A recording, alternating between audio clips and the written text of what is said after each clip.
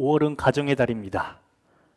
담임 목사님께서 가정의 달 할 때 저는 움찔움찔 거립니다. 제가 가정연이어서 가정하면은 뭔가 제 얘기하시는 것 같아서 뭔가 잘못한 것도 없는데 괜스레 그런 것 같습니다. 특별히 오늘은 또 어버이 주일로 지킵니다. 어버이 주일 역시도 저에게 되게 무겁게 다가오는데요. 제 생일이 어버이날이기 때문입니다.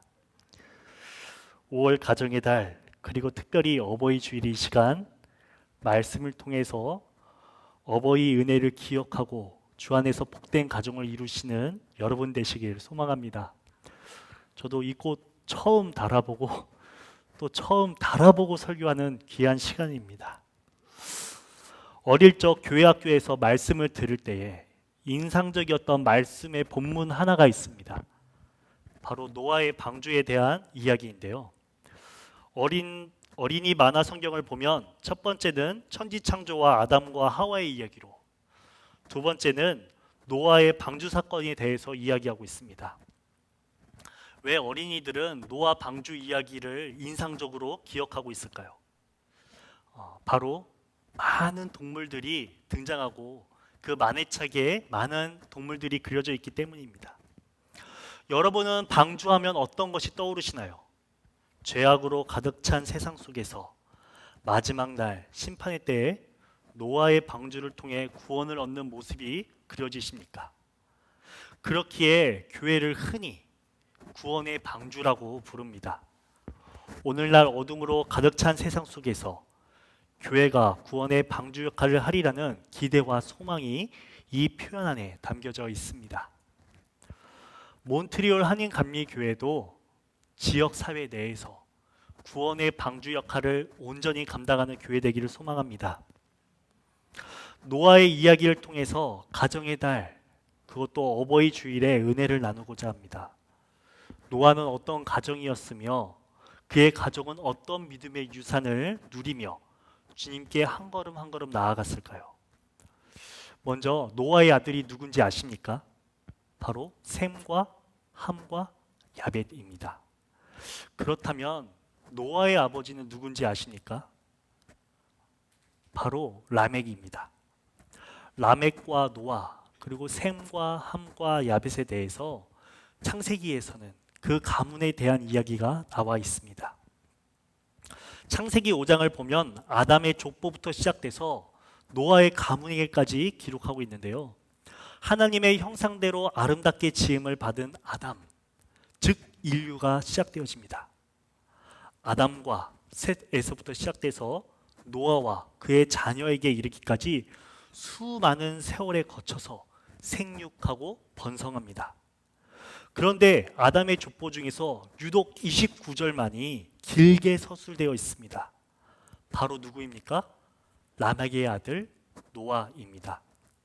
라멕은 아이가 태어나면서 예언자적인 상상력을 통해서 자신의 아들의 이름을 짓는데요. 창세기 5장 29절에는 이렇게 기록하고 있습니다. 이름을 노아라 하여 이르되 여호와께서 땅을 저주하심으로 수고롭게 일하는 우리를 이 아들이 아니하리라 하였더라. 이 본문을 세번역으로 읽으면 이렇게 나와 있습니다. 그는 아들의 이름을 노아라고 짓고 말하였다.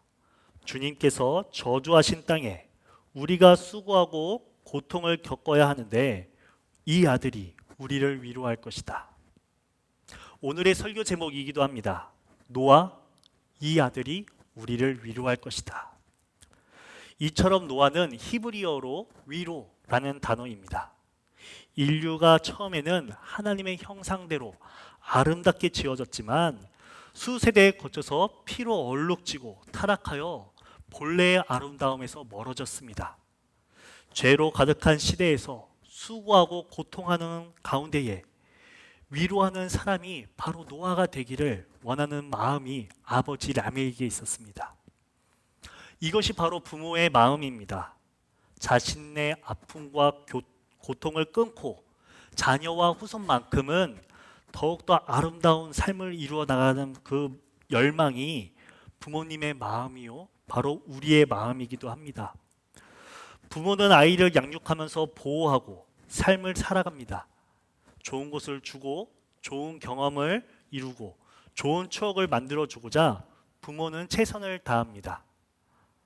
부모는 내 입에 들어가는 것보다 자녀들에게 더 맛있는 것을 주고 싶어 합니다.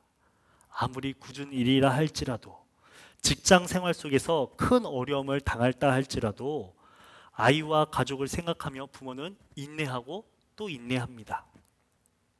이것을 바로 내리사랑이라고 하죠.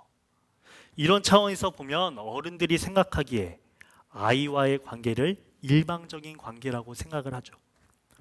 하지만 일생 속에서 자녀들로부터 큰 위로를 받을 때도 있습니다.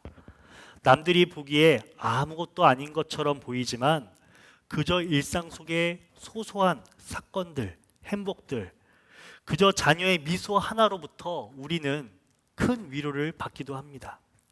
그것이 참 삶의 원동력이 되기도 하죠. 저도 엄청난 장난꾸러기 아들 하나가 있는데요.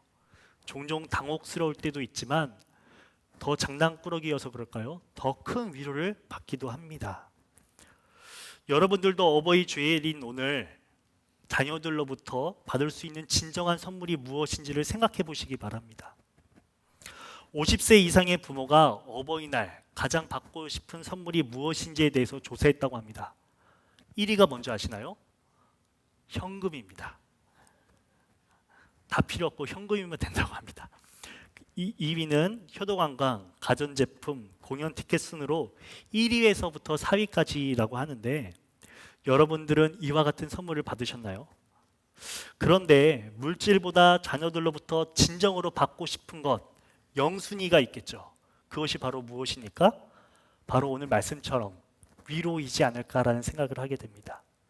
아무리 우리가 물질이 좋고 풍족한다 한들 자녀로부터 받는 위로가 없다면 삶은 공허할 것입니다.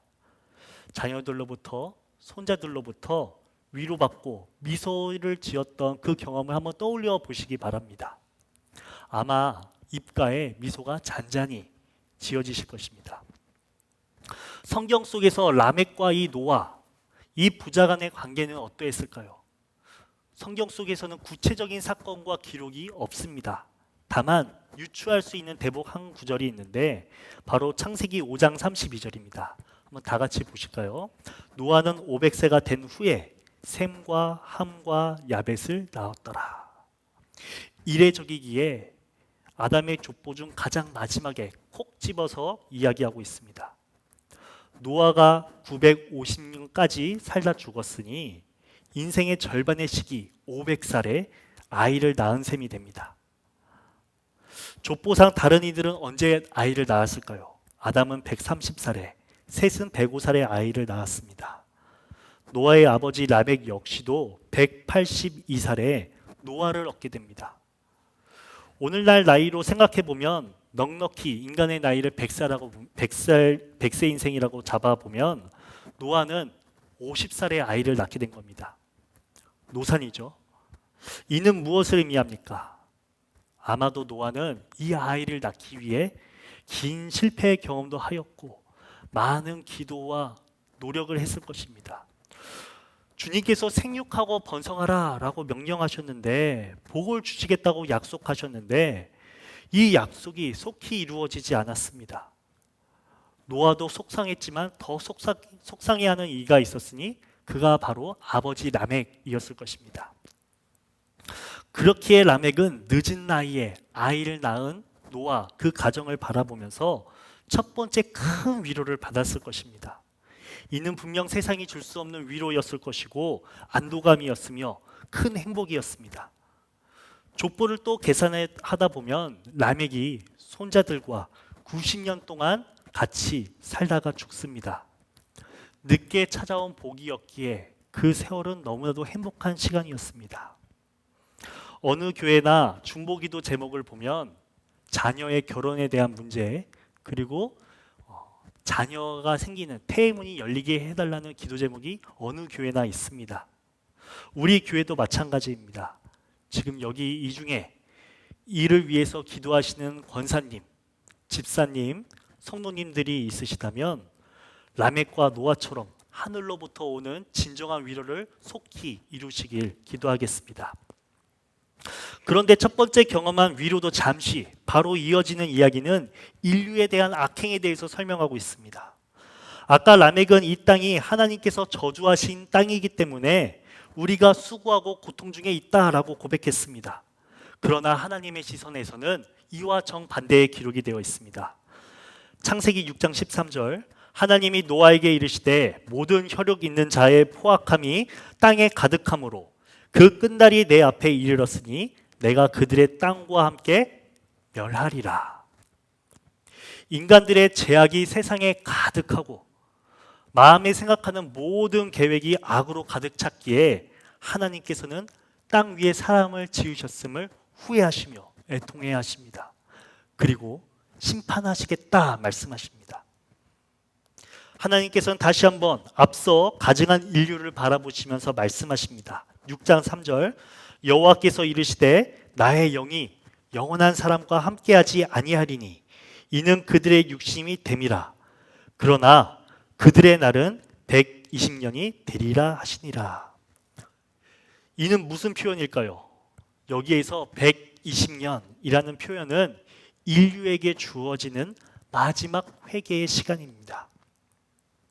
하나님께서는 죄악으로 가득 찬 세상을 바라보시면서 순간적으로, 감정적으로 심판하지 않으셨습니다. 120년의 인구의 시간을 보내셨습니다. 그리고 120년 동안 후회의 시간을 하나님께서는 보내셨습니다. 왜 하나님께서는 우리에게 120년이라는 세월을 허락하셨을까요? 바로 우리를 사랑하셨기 때문입니다. 후일에 광야에서 40년 동안 생활했던 이스라엘 백성들은 그 기간마저도 너무 길다고 원망하였습니다. 그러나 하나님께서는 그 3배에 해당하시는 120년이라는 세월을 기다리시고 인내하셨습니다. 왜냐고요? 바로 우리가 다시 아버지의 품으로 돌아오기를 원하셨기 때문입니다. 한시라도 속히 죄에서 떠나 복의 길로 돌아오기를 원하는 마음이 주님에게는 있으셨습니다. 우리는 인류를 심판하시는 하나님을 바라보며 너무나도 잔인하다 이렇게 판단할지 모르겠지만 오늘 이 120년의 세월을 우리가 헤아려 본다면 주님께서 참으로 한량없으신 사랑으로 우리를 끊임없이 기다리셨구나를 깨달을 수 있습니다. 오늘 이 시간 하나님께서 우리를 바라보시면서 120년의 세월을 보내고 계실런지도 모릅니다. 길다면 길고 짧다면 짧은 이 시간, 우리가 속히 주님께로 돌아가는 오늘 하루 되길 원합니다. 이러한 120년의 세월 속에서 하나님께서 찾으셨던 단 한 사람, 군계일학과도 같은 지능 속 연꽃과 똑같은 사람 한 사람이 있었습니다. 그가 바로 누구입니까? 바로 노아였습니다. 하나님께서는 노아에 대해서 이렇게 말씀하시는데요. 주님께 은혜를 입은 사람, 당대에 의롭고 흠이 없는 사람, 하나님과 동행하는 사람, 이 세상에 의로운 사람이라고는 너밖에 없구나. 아마도 이 지점에서 라멕뿐만 아니라 하나님께서도 마치 자녀를 통해 위로받는 부모님과 같이 노아를 통해 하나님께서도 큰 위로를 받았을 것이라 생각이 듭니다. 120년간의 인류의 회개의 1%, 가능성을 찾으셨던 하나님께서 노아를 통해 희망을 보시고 또 얼마나 큰 위로를 받으셨을까요? 여기 계신 모두가 다 주님께 은혜를 입은 사람, 당대에 의롭고 흠이 없는 사람, 하나님과 동행하시는 사람 되기를 축원합니다. 그런데 정말로 지금 우리는 그러한 모습으로 서 계십니까? 주님께 은혜 입은 모습으로 당대에 의롭고 흠없는 사람의 모습으로 하나님과 동행하며 살아가고 계십니까? 그렇다면 어떻게 노아는 하나님이 보시기 합한 모습으로 서 있을 수 있을까요? 노아의 의롭고 흠없는 사람이라고 했던 하나님과 동행하는 삶과 연결된 구체적인 내용이 사실 성경에는 그렇게 기록되어 있지는 않습니다. 이러한 물음 속에서 발견할 수 있는 한 가지 사실이 있는데 바로 홍수 사건에 대한 이야기 속에서는 노아의 목소리를 찾아볼 수 없다는 겁니다. 원래부터 말수가 적은 사람, 그가 바로 노아였을까요? 노아 이야기를 살펴보면 하나님께서는 끊임없이 말씀하시는데 노아는 알겠습니다 라는 단어조차도, 그 대답조차도 성경에 기록되어 있지 않습니다. 하지만 노아의 행동은 일관되게 기록되어 있습니다. 창세기 6장 22절입니다. 노아는 하나님이 명하신 대로 다 하였다. 꼭 그대로 하였다. 7장 5절입니다. 노아는 주님께서 명하신 대로 다 하였다. 이를 통해 우리는 무엇을 발견할 수 있습니까? 의견이 없는 사람. 정확히 말하면 주님 뜻에 이견이 없는 사람이 바로 노아였습니다. 묻고 따지지 않고 묵묵히 순종하는 사람이 바로 노아였습니다. 이러한 노아의 자세가 주님께 은혜를 입은 사람, 당대에 의롭고 흠이 없는 사람, 하나님과 동행한 사람이라 불리우는 까닭입니다. 하나님께서는 말씀하신 자리에 계시고 노아는 듣는 자리에, 그리고 순종하는 자리에 있었습니다. 그런데 지금 우리는 어느 자리에 계십니까? 하나님께서는 침묵하시는데 우리는 늘 불평의 자리에 있지는 않습니까? 하나님께서 말씀하려고 하시는데 앞서 우리가 원망과 끊임없이 투덜대고 있는 모습이 내게는 있지 않습니까? 그렇기에 우리는 부르짖는 영성의 모습보다 지금 이 시간 침묵의 영성이 더 필요하지는 않는가라는 생각이 듭니다. 이사야가 입술이 부정한 사람입니다 라고 고백했을 때 천사가 수술을 가지고 나아가 그 죄를 사하였듯이 우리 역시도 침묵과 고독 속에서 하나님을 만나고 우리의 입술의 제약이 사라지길 소망합니다. 그렇게 노아는 고독과 침묵 속에서 외로이 방주를 짓습니다. 길이가 300규빗, 폭이 50규빗, 높이가 30규빗으로 오늘날 단위로 환산하면 길이가 135m, 폭이 22.5m, 높이가 13.5m, 즉 축구장의 1.5배의 크기로 짓습니다. 방주를 짓는 세월은 어떠했을까요? 성경에 자세히 기록되어 있지는 않지만 500세에서부터 600세, 대략 7, 80년 동안 노아의 방주를 지었다라고 추측됩니다. 그 기간 동안 노아는 단 한 번도 변심하진 않았을까요? 주변 인물들이 찾아와서 방주를 짓는 노아를 향해서 손가락질하고 호기심에 찾아오기도 하고 조롱하기도 하였습니다. 그러나 노아는 단 한 번도 요동하지 않았습니다. 흔들리지 않았습니다. 중간에 포기하지도 않았습니다. 창세기 6장 22절과 같이 노아는 하나님께서 명하신 대로 다 하였다. 꼭 그대로 하였다라고 기록하고 있습니다. 하나님께서 직접 말씀하셨기 때문에 하나님과 날마다 동행하면서 단 한 번도 흔들리지 아니하였습니다. 우리에게도 우리의 믿음의 여정 속에서 흔들리지 아니하는 믿음이 우리에게 있기를 소망합니다. 굳건한 반석 위에 세워진 믿음, 시냇가의 신기운 나무처럼 흔들리지 않고 주님께서 주시는 은혜를 통하여서 많은 열매를 맺는 저와 여러분, 우리 가정이 되기를 소망합니다. 창세기 7장 4절에는 이렇게 나와 있습니다. 7일 뒤 비가 올 것이라 40일 동안 밤낮으로 폭우를 내릴 것이다.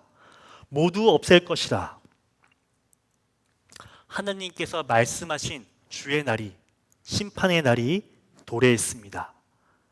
여기에서 알 수 있는 것 한 가지는 심판의 날이 노아를 피해서 오는 것이 아닙니다. 비가 선인과 악인에게 구별하지 않고 오듯이 세상이 악으로 가득 찼기에 심판도 온 지면에 가득히 임합니다.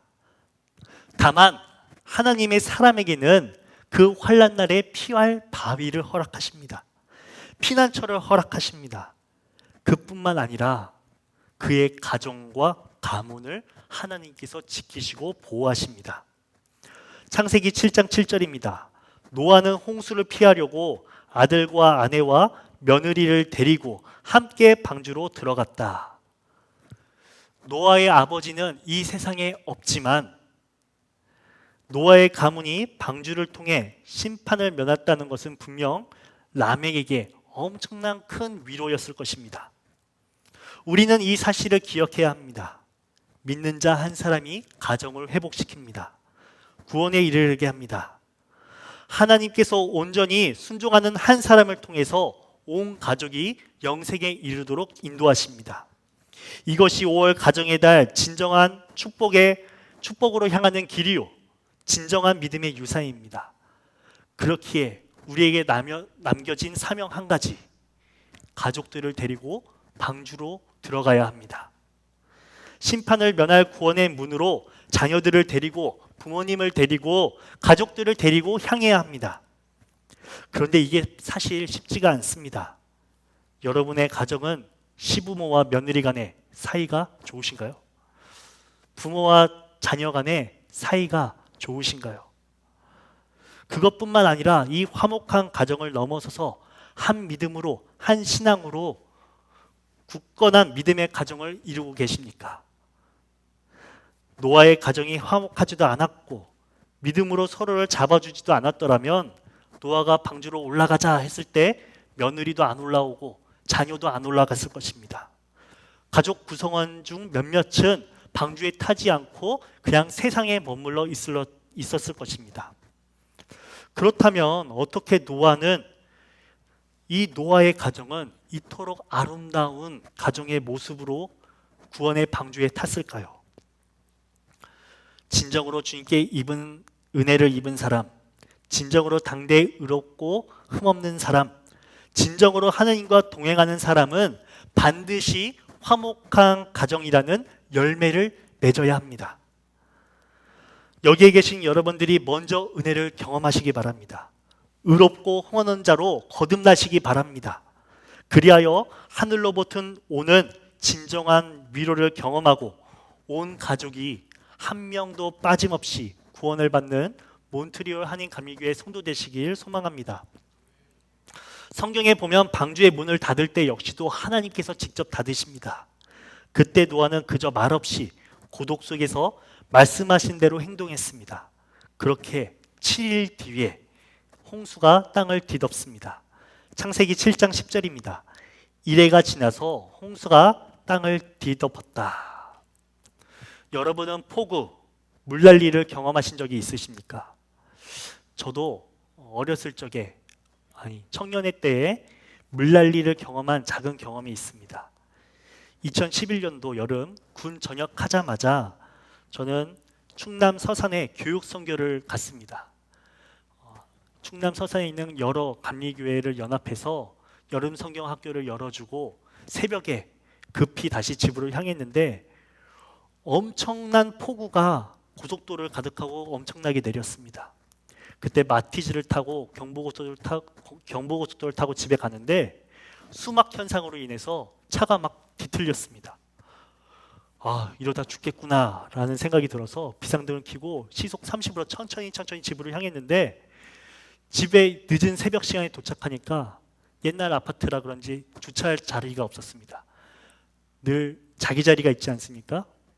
예배드리는 자리도 내 자리가 있고 주차 자리도 왠지 내 자리가 있는데 너무 늦게 갔으니 제 자리가 없었어요. 그래서 멀리 차를 대고 집으로 돌아왔습니다. 그리고 늦잠을 자고 한 10시쯤에 일어났는데 뉴스를 틀어보니까 난리가 났어요. 그 당시 어떤 날이었냐면 우면산 산사태가 있었던 날입니다. 남부고속도로 남부수안로 쪽에 있는 고급 아파트가 1, 2층이 산사태로 인해서 그 토사가 쓸려왔고 또 그 안에서 사상자가 있었다고 합니다. 저희는 정반대의 우면산 뒤쪽에 있었는데 저희 아파트에도 산사태가 일어나서 그 산에 있었던 토사와 통나무들이 떠내려와서 그 주차장에 있던 차들을 습격을 했습니다. 다 차가 박살도 나고, 근데 다행히 원래 제자리에 제가 됐으면 화를 입었을 텐데 늦게 또 주의 일을 힘써서 교육선교 갔다 와서 집에 늦게 오다 보니 화를 면하게 되었습니다.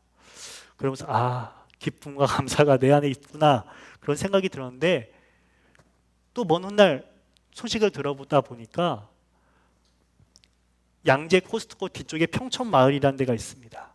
그 평촌마을에 또 같은 교회 교인들이 살았는데 거기에 너무나 큰 물난리가 나서 죽었던 사람들도 있고 큰 피해를 입은 교인들도 있었습니다. 그때 드는 순간이 내가 아까 감사로 고백했던 것이 너무나도 부끄럽게 여겨졌습니다. 물난리로 인해서 이웃이 피해를 입고 많은 토사로 인해서 가정도 잃고 죽음을 경험한 이들도 있는데 한낱 내 차가 피해를 입지 않았다고 고백했던 제 모습이 너무나도 부끄러웠습니다. 지금 오늘 이 본문 말씀을 보면 폭우가 40일 동안 밤낮 가리지 않고 내리칠 때 노아와 그의 가족들은 그 화를 면했습니다. 그래서 그들이 기쁨과 감사가 넘쳐났을까요? 안도의 한숨을 내쉬면서 세상을 바라보면서 역시 우리가 믿음이 좋아서 이렇게 구원했구나 그랬을까요? 아닙니다. 오히려 더 막연자실하고 침묵 속에서 고독 속에서 세상을 바라보며 비 내리는 하늘을 바라보며 하나님을 향해서 묵묵히 그저 서 있을 뿐이었을 것입니다. 그 이후에 비는 그쳤지만 150여일 동안 물이 땅을 덮고 있었습니다. 수면 위에는 단 한 가지 노아의 방주만 서 있을 뿐 그 물 위로 아무것도 없었습니다. 그 150여일이라는 시간 동안 노아의 가정은 어떻게 생활을 했을까요? 일상과 단절된 땅을 밟아 못하는 그 150여일, 피난민 신세와 같던 그 삶을 그저 살아냈을 것입니다. 죄로 가득한 이들에게는 심판의 날이 도적같이 임하였지만 하나님의 사람에게는 그날을 준비케 하셨습니다. 구원을 향해 달려가게 하셨습니다. 오늘 이 시간 우리도 마지막 날을 준비하면서 근신하여 깨어 있어야 합니다. 세상으로부터 오는 화를 면하기 위해서 구원의 문을 향해서 방주로 향해서 나아가야 합니다. 그래야 구원을 얻을 수 있습니다. 창세기 8장 1절입니다. 하나님께서 바람을 일으키시니 물이 빠지기 시작하였다. 이와 비슷한 본문이 창세기 1장 2절에 있습니다. 마치 땅이 혼돈하고 공허하여 어둠이 깊음 위에 있고 하나님의 영, 하나님의 강한 바람은 물 위에 움직이고 계셨듯. 천지를 창조하셨을 때에도 혼돈 속에서 하나님의 영으로 바람으로 질서를 잡으셨듯이 노아의 때에도 죄로 가득한 혼동 상황 속에서 하나님의 영으로 바람으로 질서를 향하게 하십니다. 비가 그쳤습니다. 노아는 먼저 까마귀를 날려보냈습니다. 수면이 가득하니까 까마귀가 몇 바퀴 돌다가 노아의 방주로 돌아왔습니다. 노아는 이번에는 비둘기를 날려보냈습니다. 또 땅에 발붙일 곳이 없자 비둘기는 그저 하늘만 몇 바퀴 돌고 나서 다시 방주로 돌아왔습니다. 7일 뒤에 노아는 다시 한번 비둘기를 날려보냅니다. 지면이 드러나서 그 비둘기가 감람나무 새 잎을 물어왔습니다. 노아는 7일 뒤에 다시 한번 비둘기를 날려보냅니다. 그러자 비둘기가 다시 돌아오지 않았습니다. 드디어 지면이 드러나게 되고 물이 다 말라서 사라졌습니다. 그렇다면 노아는 언제 배에서 내렸을까요? 우리도 비행기를 타면은 딱 랜딩하자마자 가장 빨리 내리려고 벨트 풀라는 신호도 안 나왔는데 풀르고 막 짐을 챙기지 않습니까?